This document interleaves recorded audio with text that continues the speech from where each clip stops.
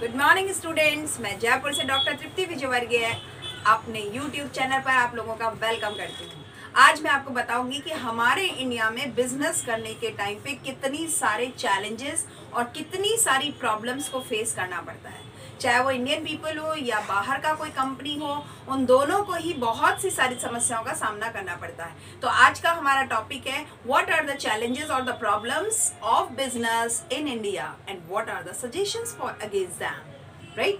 तो अब जरा बात करते हैं अपन इंडिया के बिजनेस पॉइंट ऑफ व्यू से क्या स्टेटस है ग्लोबलाइज्ड वर्ल्ड में, वो जरा समझने की कोशिश करते हैं। देखो, पूरे विश्व में जितनी भी कंपनीज हैं या जितनी भी बिजनेस अपॉर्चुनिटीज हैं, उन सब की निगाहों में एक, जैसे कहते हैं ना, आंख का तारा, वो इंडियन मार्केट है। क्यों है इंडियन मार्केट? पूरे वर्ल्ड में चाइना और इंडिया दो ऐसे प्रोमिनेंट एरियाज हैं जहां पे people are interested to do the business. वजह दोनों है, एक तो पॉपुलेशन और एक एक्सपेक्टेशन। यहाँ के इंडिया के जो लोग हैं वो हाई एक्सपेक्टेशन रखते हैं अपने आंखों में, अपनी उम्मीदों में, अपनी आशाओं में, और उनके पास में अपने जो सोर्सेज हैं वो हैं लिमिटेड। तो जो मल्टीनेशनल कंपनीज या इंडियन कंपनीज हैं वो इसी चीज को बेस बना करके आगे बढ़ती हैं कि किस तरह से हम अपने उन लोगों के सपनों को पूरा करें जिनके पास साधन सीमित है। That's why these companies are interested to do the business in India, right?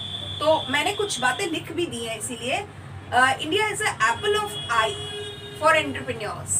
जितने भी साहसी, उद्यमी या व्यवसायी लोग हैं उनके लिए एप्पल ऑफ आई है Indian area, Indian business opportunities. इसके अलावा अगर कहेंगे यहाँ पे लार्जेस्ट मिडिल क्लास कंज्यूमर बसता है।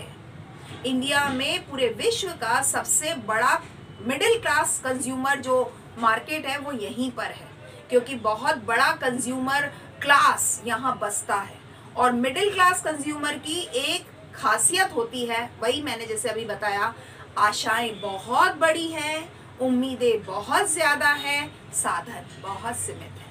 आपको मालूम है हमारे इंडिया में, बल्कि इंडिया में क्या, पूरे वर्ल्ड में जो ये पाउच कल्चर है, छोटे छोटे पैकेट्स में जो ये चीज़ें हमारे खाने पीने की या जो भी सुविधाओं की चीज़ें हैं, चाहे ऑयल हो, क्रीम हो, फेस वॉश है, ये सब चीज़ें, शैम्पू, ये सब पाउच कल्चर में क्यों आया?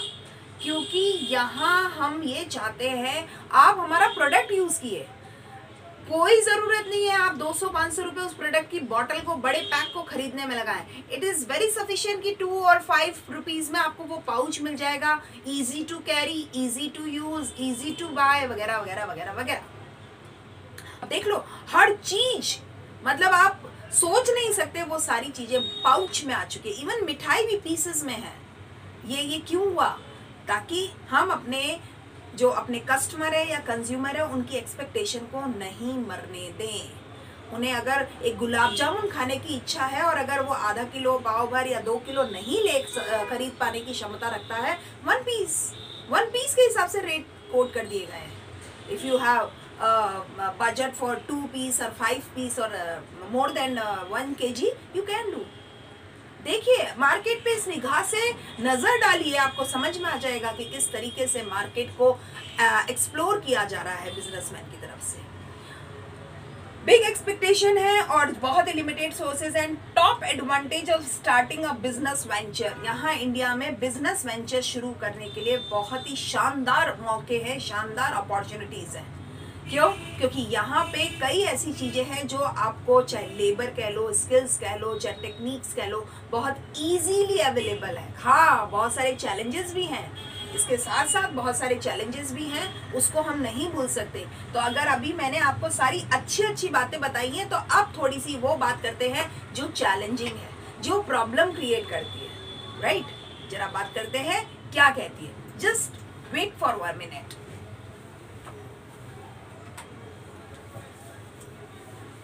Yes, here some problems are there.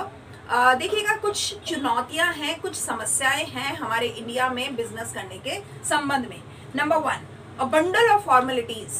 Yes, यहाँ पे अगर आपको बिजनेस करना है तो बहुत सारी फॉर्मेलिटीज हैं, बहुत सारी औपचारिकताएं हैं। कहा जाता है अगर आपको अमेरिका में बिजनेस करना है तो जो काम आपका 30 दिन में हो जाता है, एक बिजनेस स्टार्ट करने से रिलेटेड फॉर्मेलिटीज को पूरी करने का जो काम 30 दिन में हो जाता है, वही काम इंडिया में 90 डेज में होता है।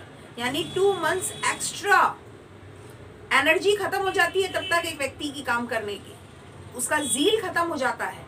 तो there are an number of formalities in India related to business, right. ये एक प्रॉब्लम भी है और एक चुनौती भी है। लैंड एक्विजिशन, हमें यहाँ पर जमीन प्राप्त करना और जमीन की ओनरशिप अपने नाम पे करवाना, इट्स अ बिग चैलेंज। बहुत सारी चीजें जो आपको फंसा सकती हैं, बहुत सारी ऐसी चीजें जो आपका टाइम वेस्ट, एनर्जी वेस्ट करवा सकती हैं, ये है।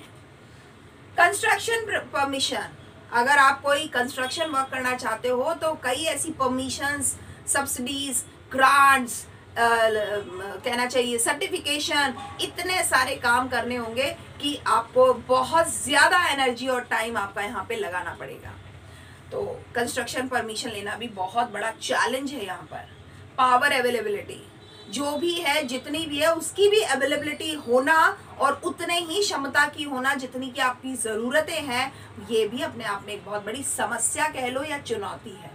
रजिस्ट्रेशन प्रॉपर्टी, अगर आपकी संपत्ति है उसका रजिस्ट्रेशन, उसका पंजीयन करवाना भी अपने आप में एक बहुत बड़ा चुनौती बनकर सामने आता है। इन्वेस्टर्स प्रोटेक्शन, जिन लोगों ने आपके काम पे, आपके बिजनेस पे पैसे लगाए हैं, उनका प्रोटेक्शन क्या होगा, कैसे होगा, ये भी अपने आप में एक बहुत बड़ी चुनौती है। यहाँ पर ROI का रेट बहुत डिफर है और सबसे बड़ा चैलेंज यही है कि हमें रेट ऑफ रिटर्न, जो रेट ऑन इन्वेस्टमेंट है, उसको बहुत फोकस करना पड़ता है। अगर ये हमारे फेवर में नहीं होता है तो we people are not interested to invest the money on the Indian business. EXIM policy, अगर हम इंडिया में रह के बात कर रहे हैं और मैं इंडिया में रह के बिजनेस का एक ग्लोबलाइज एक्सटेंशन चाहता हूँ, या बाहर की कंपनी का कोई बंदा हमारे इंडिया में बिजनेस करना चाहता है, तो हमारी एक्सपोर्ट इंपोर्ट पॉलिसी कुछ उलझन भरी है, कई चीज़ों में इजीली परमिशंस नहीं है, तो ये भी एक अपने आप में बड़ी चुनौती है। अगर मैं इसके अंदर तक जाऊंगी बहुत ज़्यादा समय लगेगा, अभी समझने के लिए इतना ही काफ़ी है कि जो आयात निर्यात नीति है, एग्जिम पॉलिसी कहते हैं इसको, एक्सपोर्ट इंपोर्ट पॉलिसी, आयात निर्यात नीति जो है, वो भी अपने आप में एक बहुत बड़ी चुनौती है।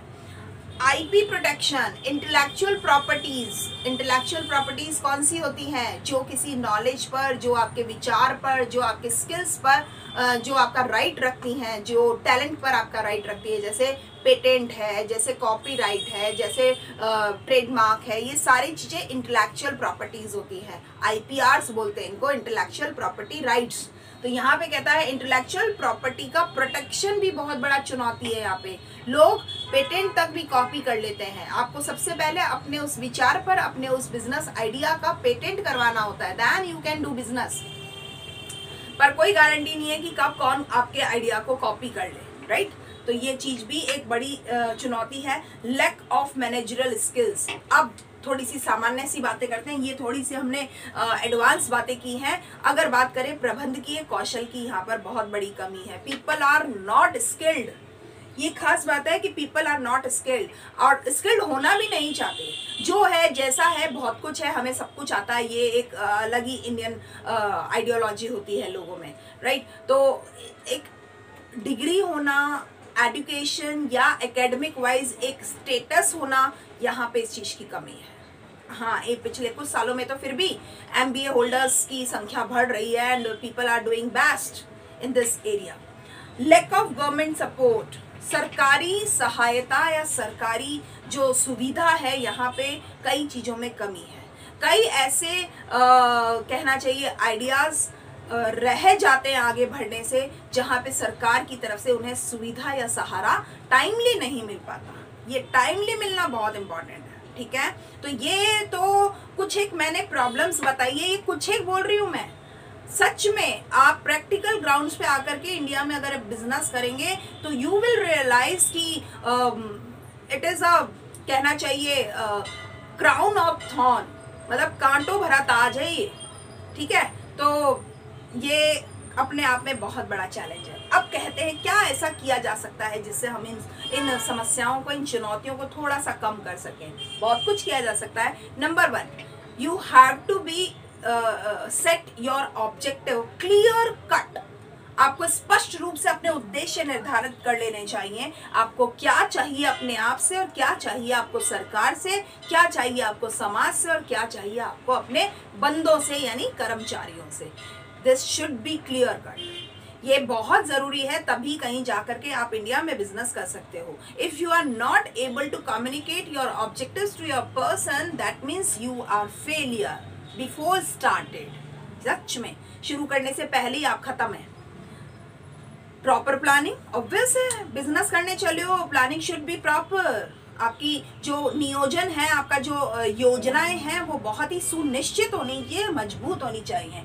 प्री डिटरमाइंड पॉलिसीज, जितनी भी आपकी नीतियां हैं वो पूर्व निश्चित होनी चाहिए, पूर्व निर्धारित होनी चाहिए, ताकि कि आप अपनी बात को अच्छे से समझा पाओ अपने साथियों को, तब कहीं जाकर के वो अकॉम्प्लिश कर पाए।